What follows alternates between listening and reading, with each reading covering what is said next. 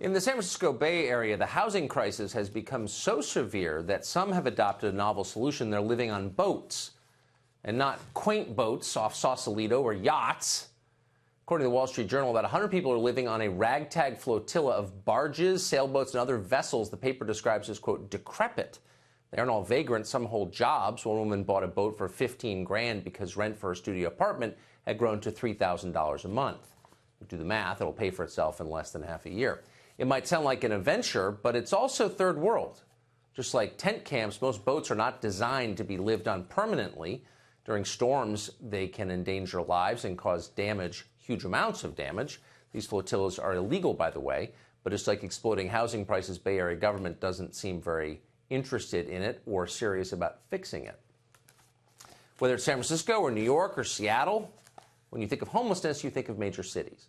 But the homeless crisis is not limited to big population centers. Some of the hardest hit places are small cities and towns, where even a small homeless population can put massive strain on public service. For the latest installment in our series, Homeless in America, our producer Charlie Cougar went to Oregon, where one small charity is fighting to improve a desperate situation in Eugene. Watch. Our first stop in Portland, Oregon wasn't meant to be work-related. It was for breakfast at an upscale bakery near the city's fashionable Pearl District. But when we arrived, we found this, a homeless man rifling through a trash can. In the parking lot, a dirty syringe. Homelessness in Portland looked a lot like what we'd seen in other cities. Lots of tents, lots of drugs. The city's permissive culture, its temperate climate, and generous social services attract vagrants and addicts from around the country. We met a woman called Liberty Hope at a cloverleaf off Interstate I-5. She says she came to the West Coast because she needed medical treatment for her leukemia. She moved to Portland after police in Washington state towed her motorhome. They illegally towed my motorhome. I didn't even have a tent. I got out with nowhere to go, but I couldn't leave because I still had treatments I had to do. Hope says she's blessed because the city shuttles her between a medical clinic and her tent. She hopes to get back to her home state of Montana once she's healthy again. How long do you think you'll be here? I'm not too sure. I broke my foot this last winter, so it kind of set me back with my medical.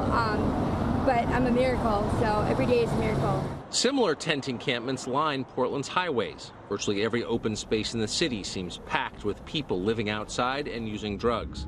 This riverfront park downtown has a receptacle for used heroin syringes. Oregon is a relatively small state by population, but it has an awful lot of homeless people, more per capita than neighboring Washington or California. To get a sense of the scale of the problem, we drove to Eugene in the central part of the state. Eugene is a college town with the politics to match. Not surprisingly, it has an enormous homeless population. Ultimately, however, even the generosity of a place like Eugene has limits. On the night we arrived, multiple people were living in this makeshift structure. 2 days later, the city had cleared the sidewalk and put up notices that it was going to scrap the belongings inside. Eugene is trying to get a handle on its homeless problem, but there are roadblocks. A major one? A ruling by the federal Ninth Circuit Court of Appeals that has declared it's somehow unconstitutional to shoo away homeless people if there's no place for them to go. Eugene's leaders have responded by trying to erect tent cities on public land. One proposal envisioned building a homeless encampment in a parking lot at the center of downtown. So far, those efforts have failed. A local charity called St. Vincent de Paul has stepped in with its own solution. This tent is a MASH tent. It's a structure that was used by the military in some of our foreign deployments. Other cities on the West Coast have tried to provide housing for the homeless, usually at remarkable expense.